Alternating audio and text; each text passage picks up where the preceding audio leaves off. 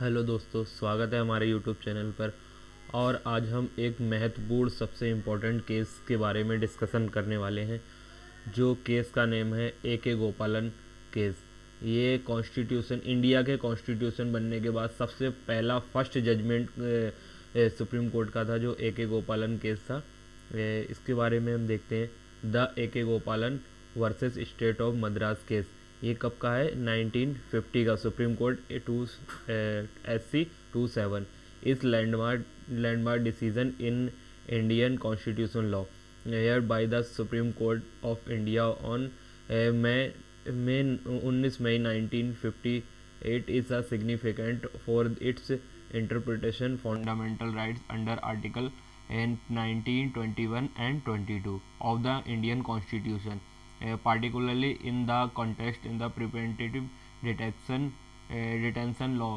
The case revolved around the Preventive Detention of Act of 1950 and set important precedent regarding personal liability, due process, and the balance between individual rights. The state security A K Gopalan बनाम state of Madras का case 1950 में आया था। भारत के संवैधानिक कानून में एक ऐतिहासिक मामला है, जिसका फैसला भारत के सुप्रीम कोर्ट ने 19 मई 1950 को सुनाया। यह मामला निवारक नज़रबंदी अधिनियम 1950, जिसे प्रिवेंटिव डिटेंशन एक्ट भी कहा गया, की संवैधानिकता को और भारतीय संविधान के अनुच्छेद 21, 19 और 22 के तहत मूल अधिकारों की व्याख्या से संबंधित है। यह व्यक्तिगत स्वतंत्रता, उचित प्रक्रिया, ड्यू प्रोसेस और राष्ट्रीय सुरक्षा के बीच संतुलन को लेकर महत्वपूर्ण है। नीचे इस और भी आगे हम बात कर लेते हैं बैकग्राउंड फैक्ट के बारे में। बैकग्राउंड फैक्ट में अय्यलनाथ कोठियारी गोपालन, जिसे ए के गोपालन नाम से जानते हैं, popularly known as the A K Gopalan और AKG, was a prominent communist leader and member of the Communist Party of India. ये कम्युनिस्ट पार्टी के लीडर थे। He was actively involved in India's independence movement and later in communist activities, which often put him at odds with the authorized. Gopalan was detained multiple times, including during British rule after India's independence. तो ए K गोपालन, जिनका नाम पूरा था अय्यलनाथ कोट्टियारी गोपालन, जिन्हें आमतौर पर के नाम से भी जाना जाता है, भारतीय कम्युनिस्ट पार्टी के एक प्रमुख नेता थे। वे स्वतंत्रता संग्राम के सक्रिय थे और बाद में कम्युनिस्ट गतिविधियों में शामिल रहे, जिसके कारण वे अक्सर सरकार के निशाने पर रहे। इसके आगे डिटेंस के आगे बारे में देख लेते हैं। डिटेंशन हिस्ट्री इसकी डिटेंशन हिस्ट्री क्या है? Gopalan was first detain in December 1947 under ordinary criminal law for the making provocative public statements in मलकार, Kerala. His conviction were later set aside, but the remained in detention on 1 March 1950 while still in Madras jail. He was served a fresh detention order under section 3 का sub clause 1 of the Prevention Detention Act 1950, which allowed the government to detention individual without trial if they were deemed a threat a national security or public order. A K गोपालन को दिसंबर 1947 में Madras maintenance of public order act 1949 के तहत उत्तेजक सार्वजनिक बयानों के लिए गिरफ्तार किया गया था, और उनकी सजा के बाद में रद्द कर दिया गया, लेकिन वे जेल में ही रहे। 1 मार्च 1950 को जब वे मद्रास जेल में थे, उन्हें निवारक नज़रबंदी अधिनियम 1950 की धारा 1 सब क्लॉज 1 के तहत एक नया नज़रबंदी आदेश दिया गया। आगे इसका देख लेते हैं। Preventive detention act 1950, this law was enacted by the Indian parliament to address concern adult about national security and public order in newly independent nation in empowered the central and state governments, detain individuals to prevent them from acting in a manner prejudicial to national defense, foreign relation, public order, or essential supplies and service. The act, however, included provision like section 14, which prohibited detained from disclosing the grounds of their detention in court, raising concern about transparency and fairness. इसकी जो prevention detection 1950 का जो है निवारक नज़रबंदी अधिनियम 1950, यह कानून स्वतंत्र भारत में राष्ट्रीय सुरक्षा और सार्वजनिक व्यवस्था को बनाए रखने के लिए बनाया गया था। यह केंद्र सरकार और राज्य सरकार को उन व्यक्तियों को बिना मुकदमे के नज़रबंद करने की शक्ति देता है जो राष्ट्रीय सुरक्षा, विदेशी संबंधों, सार्वजनिक व्यवस्था या आवश्यक आपूर्ति और सेवाओं के लिए खतरा माना जाता है। इस कानून की धारा 14 नज़रबंद व्यक्ति को नज़रबंदी के आधार पर अदालत में प्रकट करने से रोकती है, जिससे पारदर्शिता और निष्पक्षता पर सवाल उठे। कानूनी कार्रवाई इसकी देख लेते हैं।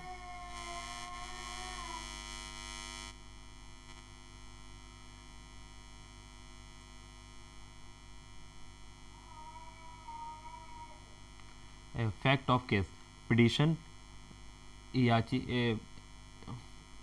पिटिशनर कौन था इसमें? ए के गोपालन थे, a communist leader of detention in Madras jail. ये मद्रास जेल में बंद थे और कम्युनिस्ट लीडर थे, कम्युनिस्ट पार्टी के सबसे बड़े लीडर थे। इसके रिस्पोंडेंट थे state of Madras with the union of India and as an intervener. Detention detail क्या थी इनकी? Gopalan was initially detain in 1947 under the Madras maintenance of public order act 1949 for provocative statements. His conviction were overturned, but a new detention order was issued on March 1, 1950 under the Preventive Detention Act 1950. Gopalan had been in detention without trial since 1947, which he argued was unlawful. Legal action इसके क्या थे? गोपालन filed a writ of habeas corpus under Article 332 subclause 1 of the Indian Constitution. The Supreme Court seeking his release, he contended that the detention order violated his fundamental right under article 14 जो right to equality बताता है, और under 19 में article 19 of constitution of India right to freedom including freedom movement and speech. ये article 19 बात करता है हमारे राइट टू फ्रीडम की, इसमें इंक्लूड है freedom of movement and freedom of speech की। आर्टिकल 21 जो हमारी right to life and personal liberty के बारे में बात करता है। इसी के तहत इन्होंने की एलिगेशन आया the preventive detention act was unconstitutional as it infringed upon his fundamental rights. The detention order was issued with mala fide intent bad faith था इनके लिए। The phrase procedure established by law in Article 21 should be interpreted as requiring due process, which was not followed in a case. The principle of natural justice, example, a right to a fair hearing were violated as was inferred of the grounds of detention or given an opportunity challenges. तो इसकी कानूनी कार्रवाई क्या थी? जो भी थी एक कानूनी कार्रवाई जो इसके ऊपर हुई डिटेंशन, जो इसके ऊपर लीगल एक्शन हुए थे, वो गोपालन ने सुप्रीम कोर्ट में अनुच्छेद 32 का सब क्लॉज 1 के तहत हैबियस कॉर्पस की याचिका जो कॉन्स्टिट्यूशन ऑफ इंडिया के आर्टिकल 32 में दिखाई गई है, उसमें का सब क्लॉज बन के याचिका दायर की, जिसमें उनकी रिहाई की मांग की गई थी। उन्होंने दावा किया कि निवारक नज़रबंदी अधिनियम असंवैधानिक है क्योंकि यह उनके मूल अधिकारों का उल्लंघन करता है। विशेष रूप से आर्टिकल 14 जो कानून के समक्ष समानता है, और आर्टिकल 19 स्वतंत्रता का अधिकार, जैसे आवागमन और अभिव्यक्ति की स्वतंत्रता, जिसे freedom include freedom right to freedom including freedom movement and right to speech, freedom और स्पीच की बात करता है। आर्टिकल 21 जीवन और व्यक्तिगत स्वतंत्रता का अधिकार, जैसे right to life and personal liability. इसके की एलिमेंट क्या थे? याचिकर्ता ने, जो ए के गोपालन है, ए के गोपालन ने कम्युनिस्ट नेता जो मद्रास से जेल में थे, और इसके प्रतिवादी कौन थे? इसके प्रतिवादी थे मद्रास राज्य भारत सरकार के हस्तक्षेप किया था। नज़रबंदी का निवारण, गोपालन को 1947 में, इसका मेन क्या था, गोपालन जो ए के गोपालन, उन्हें 1947 से बिना मुकदमे के नज़रबंद रख दिया गया था। 1 मार्च 1950 को उन्हें निवारक नज़रबंदी अधिनियम 1950 के तहत एक नया नज़रबंदी आदेश दिया गया, और याचिका का आधार था, गोपालन ने तर्क दिया कि निवारक नज़रबंदी अधिनियम उनके मूल अधिकारों का उल्लंघन करता है। नज़रबंदी आदेश दुर्भावनापूर्ण, जो मालाफाइड है था, और उनके राजनीतिक विचारों को दबाने के लिए था। अनुच्छेद 21 कॉन्स्टिट्यूशन का के उल्लिखित कानून द्वारा स्थापित प्रक्रिया उचित प्रक्रिया के रूप में व्याख्या की जानी चाहिए, उन्होंने कहा था, जो उनके मामले में नहीं अपनाई गई थी। और प्राकृतिक इसका न्याय था, जो नेचुरल जस्टिस के सिद्धांत जैसे सुनवाई का अधिकार का उल्लंघन है। अब इसमें आगे हम देखेंगे issue before the court. Issue before the court, the Supreme Court presided over by 6 judges bench addressed the following key issue। इसमें जो छः जजों की पीठ बैठी थी, उसमें constitutionally of the preventive detention act 1915 में क्या कहा था, क्या यह अधिनियम, उन्होंने कहा क्या यह अधिनियम आर्टिकल 14, 19 और 21 के तहत मूल अधिकारों का उल्लंघन करता है या नहीं उल्लंघन करता है, जो वॉइड करता है।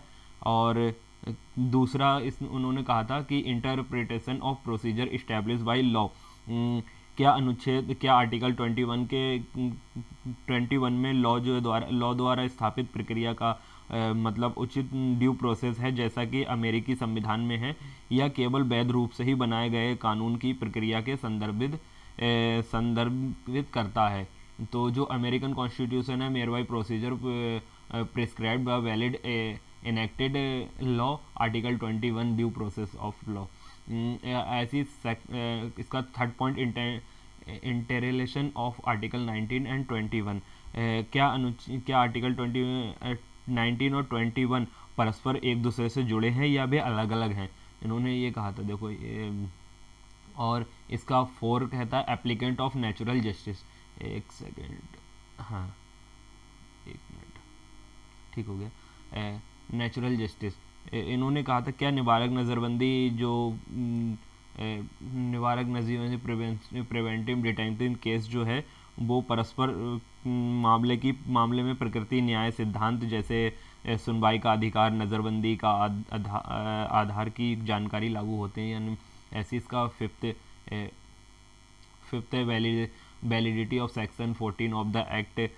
क्या अधिनियम की धारा जो 14 है, वो नज़रबंदी के आधार को अदालत में प्रकट करने को रोकती है, संवैधानिक है, इन्होंने ये और इसके आर्ग्यूमेंट हुए थे, जो आर्ग्यूमेंट में आ जाते हैं। Petitioner argument A K Gopalan, respond represented by advocate M K Nambiar, और थे S K Aliyar and B G Rao Gopalan argued. इसके एडवोकेटों ने तर्क दिया वायलेशन ऑफ फंडामेंटल राइट के लिए, the preventive detention act violated Article 40 equality before law, why allowed arbitrary detention without equal protection. It infringed Article 19(1) subclause D freedom of movement and Article 19 subclause 1 subclause A freedom of speech and express, by restricting his ability to move freely, express himself. It movement Article 21 deprived him personal liberty without a fair procedure। इसका due procedure देख लेते हैं। Due procedure meaning procedure must fair, just and reasonable, similar to American concept of due process. The Preventive Detention Act did not provide for a fair hair disclosure and detention ground violation natural justice. Malafai intended the detention order was issued by bad faith to suppress his politician activities communist leader. Article 22 कहता है the act particularly section 14 violation and article 22 sub clause 5 which requires authorized to communicate the grounds of detention to detainee and allow them make representation against detention.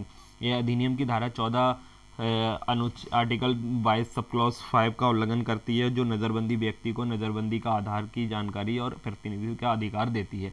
इसके हम तर्क देख लेते हैं. प्रतिवाद respondents argument. State of Madras and union of India represented by K Raja Ayyar advocate general of for Madras, C R Pattabhi Raman G Ganapati and M C Setalvad attorney general of India. Respondent argued legally of the act. The Preventive Detention Act was a valid law enacted by competent legislature and Protection Act, National Security and Public Order. Detention under the act followed the procedure established by law. Satisfy Article 21. Separation of Articles 19 and 21 are distinct and not interconnected. Article 19 applies only to free persons, not those lawful detainee cannot claim freedoms like movement of for speech under Article 19.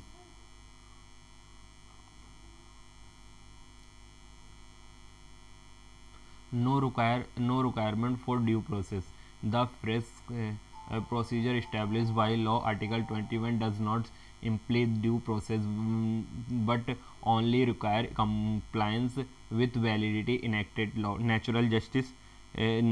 इसमें क्या कहा था, अनुच्छेद 21 के article 21 में कानून द्वारा स्थापित प्रक्रिया का मतलब केवल वैध रूप से बनाए गए कानून की प्रक्रिया है, ना कि उचित प्रक्रिया. इसका natural justice principle of natural justice do not apply preventive detention as the act itself define the procedure which is sufficient under article 21. निवारक नज़रबंदी में प्रक्रिया न्याय के सिद्धांत लागू होते हैं क्योंकि अधिनियम स्वयं प्रक्रिया को परिभाषित करता है. आर्टिकल 14 क्या कहता है, सेक्शन 14 क्या कहता है, the restriction and on disclosing grounds of detention in court was necessary to protect sensitivity information related national security. इसका जो लास्ट में जजमेंट आया था, उसमें जजमेंट की तरफ एक बार देख लेते हैं. जजमेंट की तरफ देखें. जजमेंट कहता the Supreme Court delivered its judgment on 19 May 1950 with a 5-1 majority.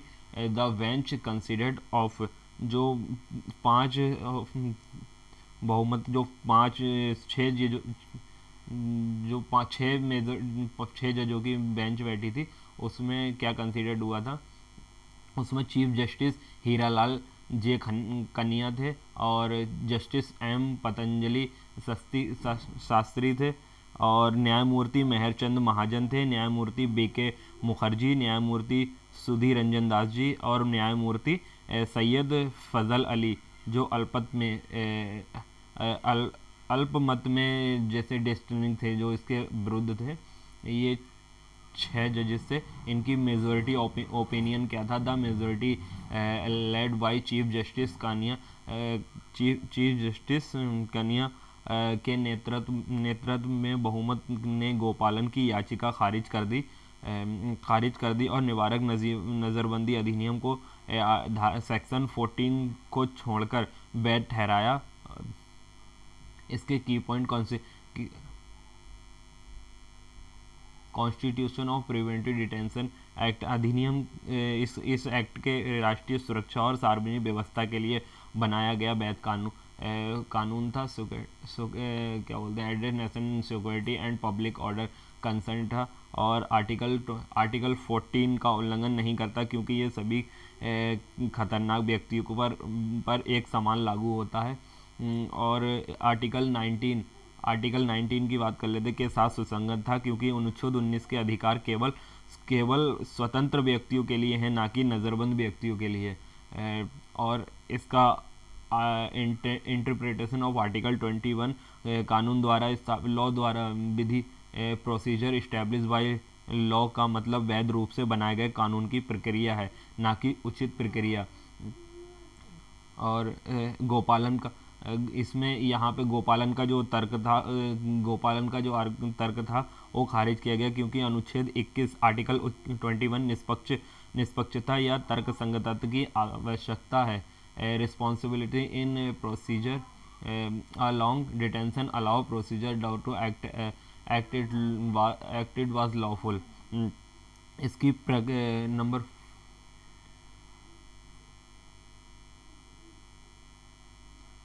Third में no in relation between article 19 और 21। जो आर्टिकल 19 और 21 परस्पर ये दोनों अलग अलग हैं। नज़रबंद व्यक्ति आर्टिकल 19 के अधिकार का दावा नहीं कर सकता। और इसका नेचुरल जस्टिस के सिद्धांत निवारक नज़रबंदी पर लागू नहीं है होते। इस कानून पर लागू नहीं होते preventive detention unless require act और द कॉन्स्टिट्यूशन। और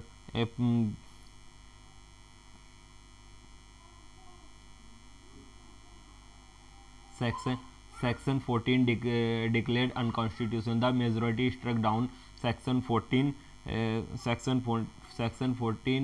of the Preventive Detention Act, which prohibited detainees from disclosing the grounds of the detention in court. This was found to violate Article 22(5), which mandated and detainee be informed ground in detention and allowed make a representative against it.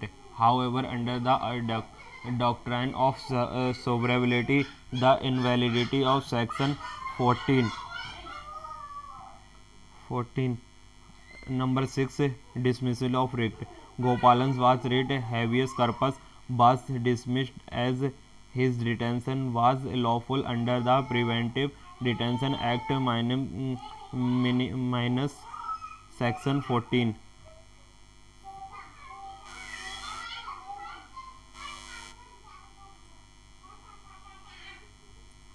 Dissenting opinion Justice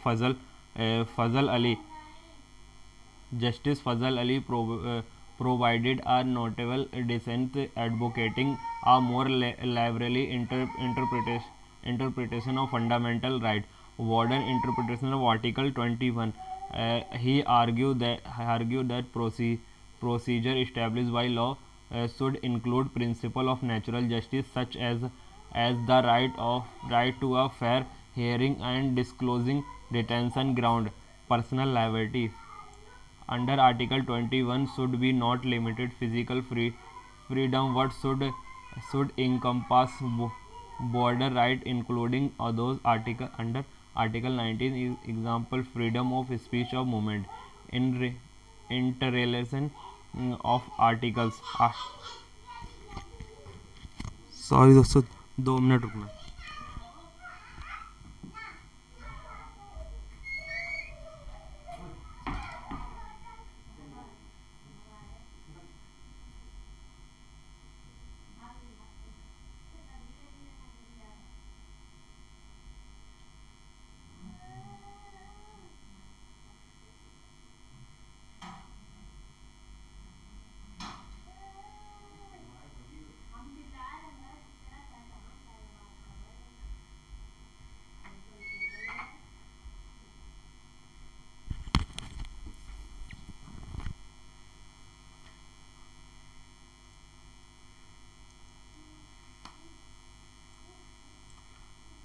Article 19 or 21 and 22 in interconnected interconnected and preventive detention law should be tested against the reasonableness standard. Article 19 and 5 violation of fundamental right.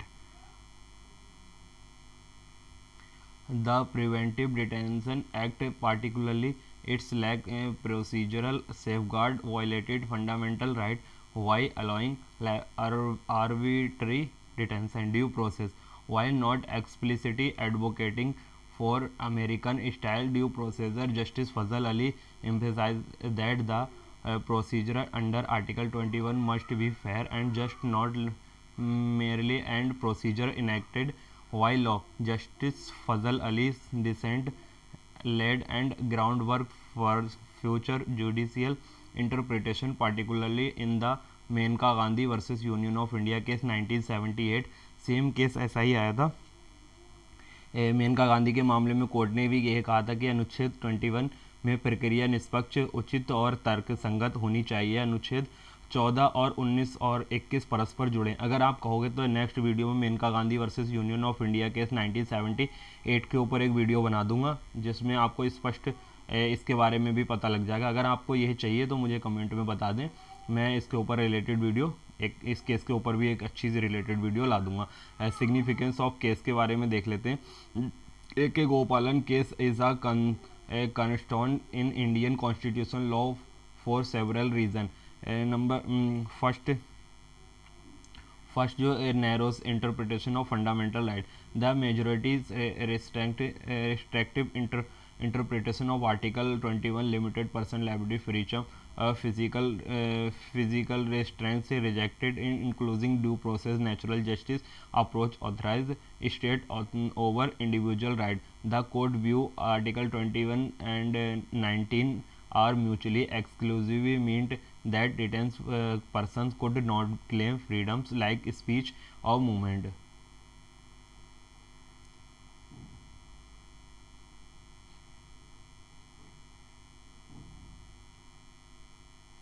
The court view Article 19 number second procedure for preventive detention. The case upheld the validity preventive detention law, affirming the state's power to detain individual without trial, natural security or public order. This set precedent for balancing individual right against state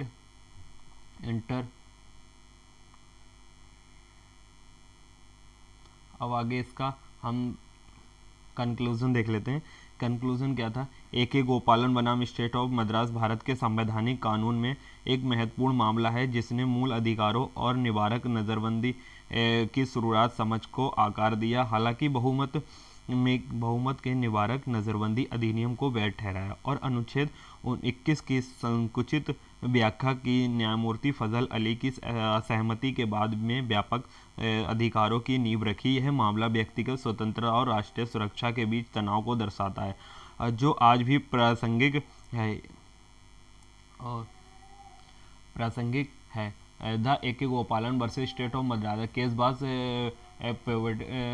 pivotal moment in the constitutional law shaping the early judiciary approach to fundamental right and preventive detention. While the majority upheld the Preventive Detention Act, adopted narrow interpretation of Article 21, the dissenting opinion of Justice Fazil Ali led fundamental more liberal right-centric approach in later year.